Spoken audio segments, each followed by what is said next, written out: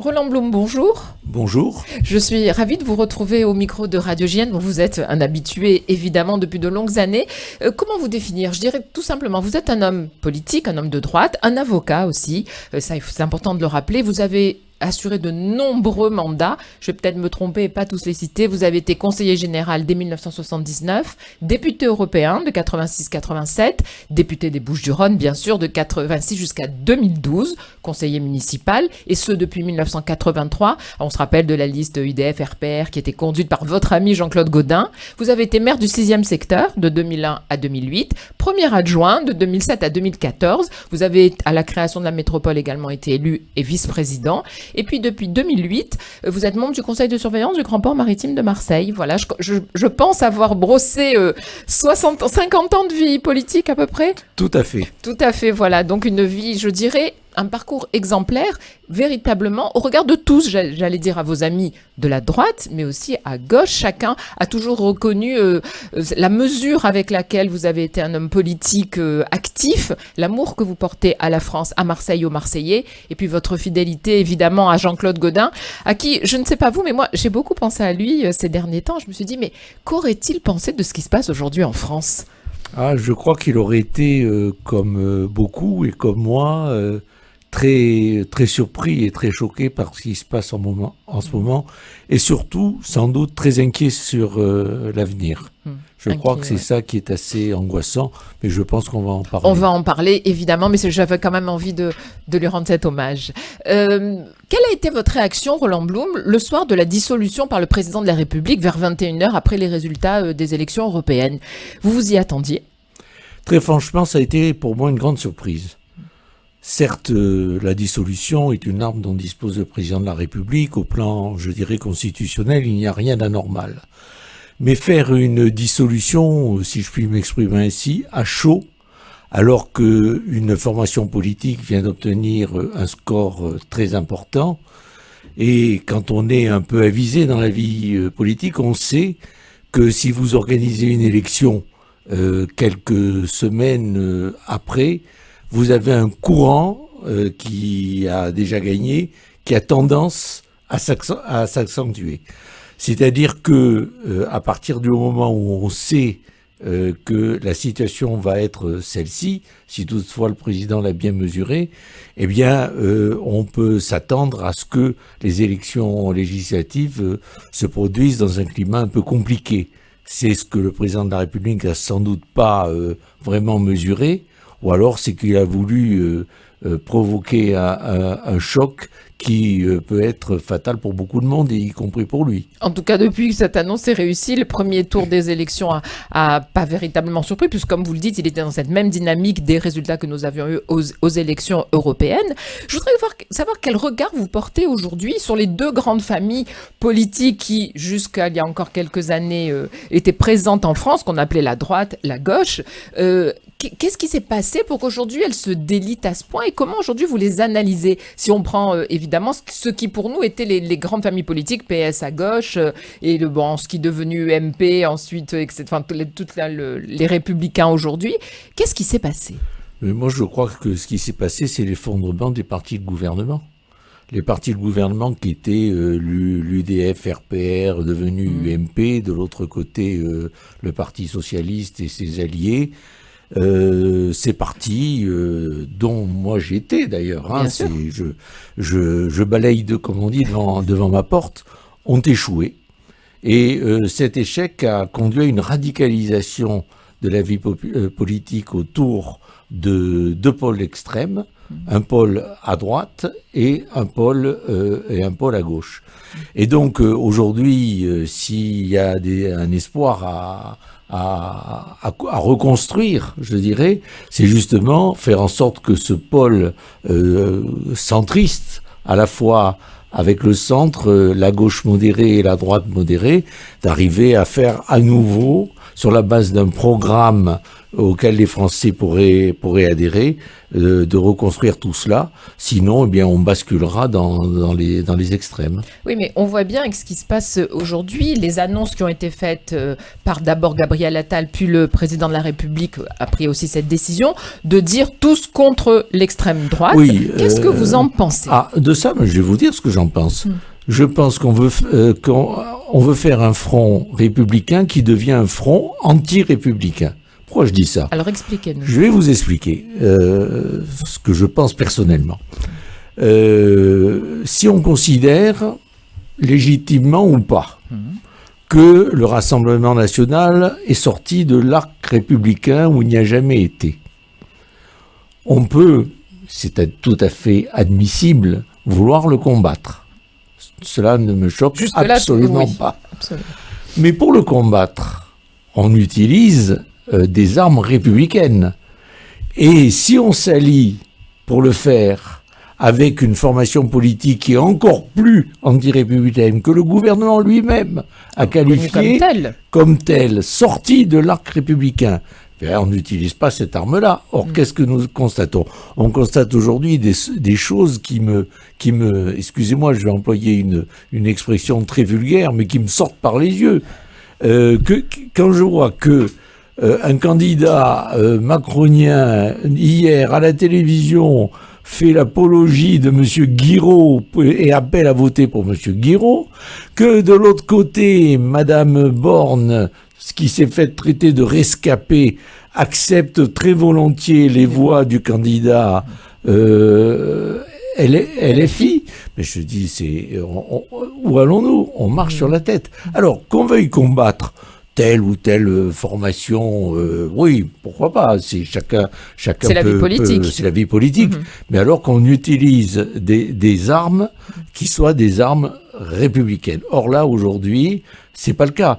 Parce que quand même, quand on voit, si on veut aujourd'hui faire une échelle dans les dangers, pour moi, aujourd'hui, le grand danger, c'est LFI. C'est un parti qui, au moment des élections européennes, a centralisé toute l'élection européenne sur la Palestine, sur l'antisémitisme, avec M. Mélenchon entouré de Mme Rima Hassen. Tout a porté là-dessus et on n'a jamais vu ça depuis l'affaire Dreyfus. Exactement. Où, à cette époque-là, on avait fait de l'antisémitisme un argument électoral. Exact. Bon, ça rappelle énormément ça rappelle ça. Ah oui.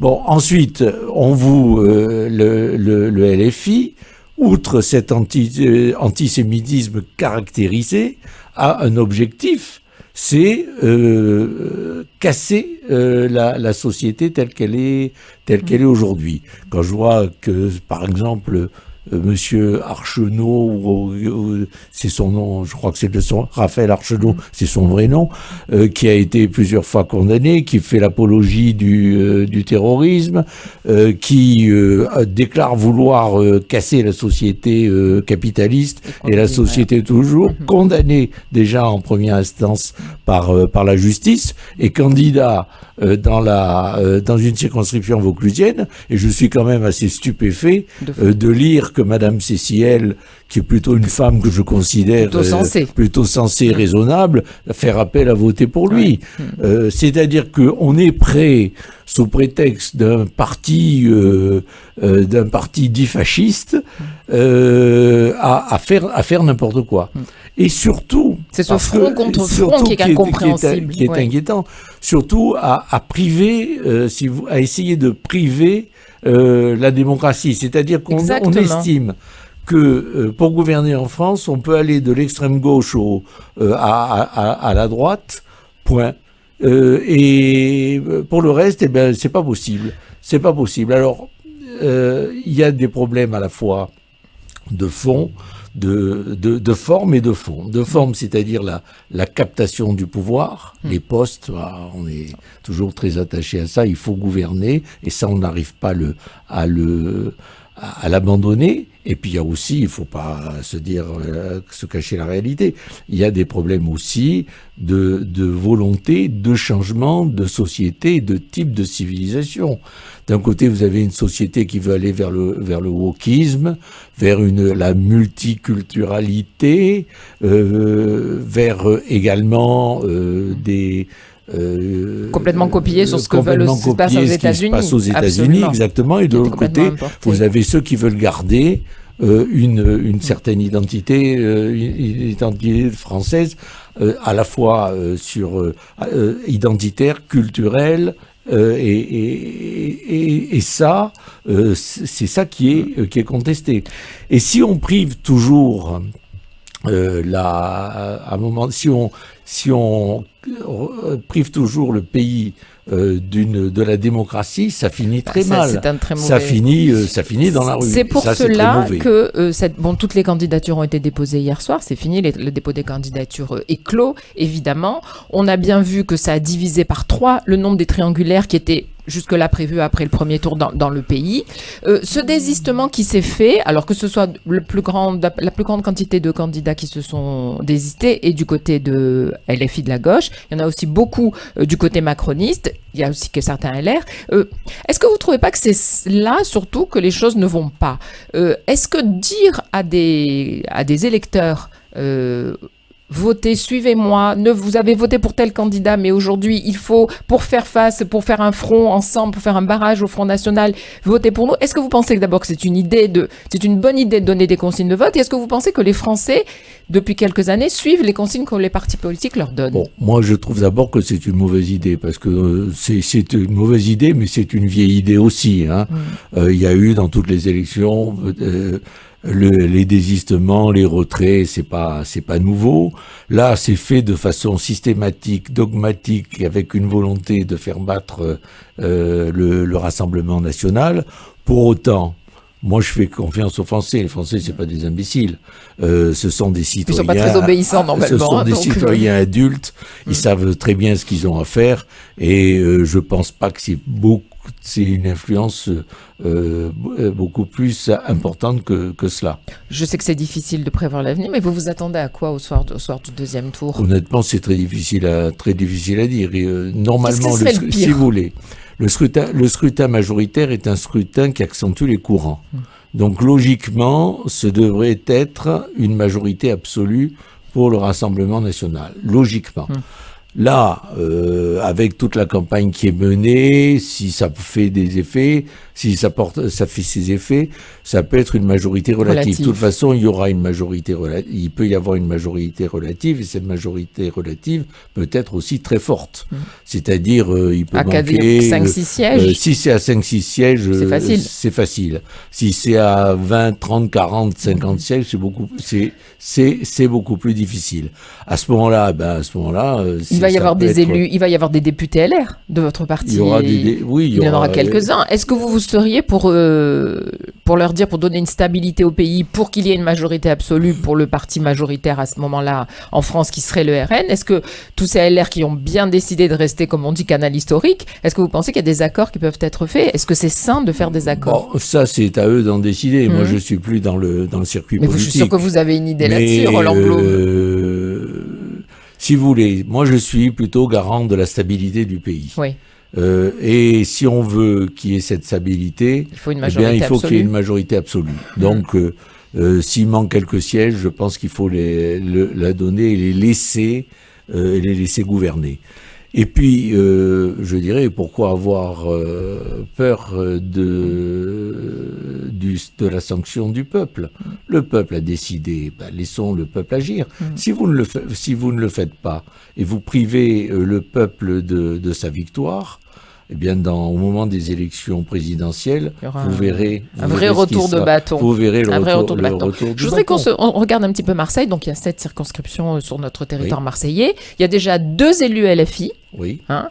Paré de Logu qui sont déjà élus, eux, dès le premier tour. Oui. Il en reste donc 5, sur lesquels partout c'est front contre front, puisqu'il y a eu désistement de tous les candidats macronistes, Claire Pitola, Lionel Royer-Perrault, qui se sont désistés.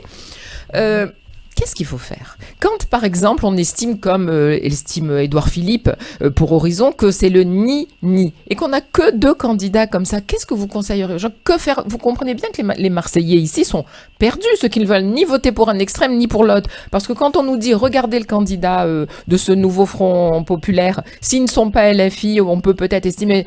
Qu'est-ce que vous pensez de tout cela? Je trouve qu'on tombe vraiment dans le n'importe quoi, là encore. D'abord, les Marseillais sont assez grands pour savoir ce qu'ils ont à faire. Hein. C'est pas à nous de décider à leur place.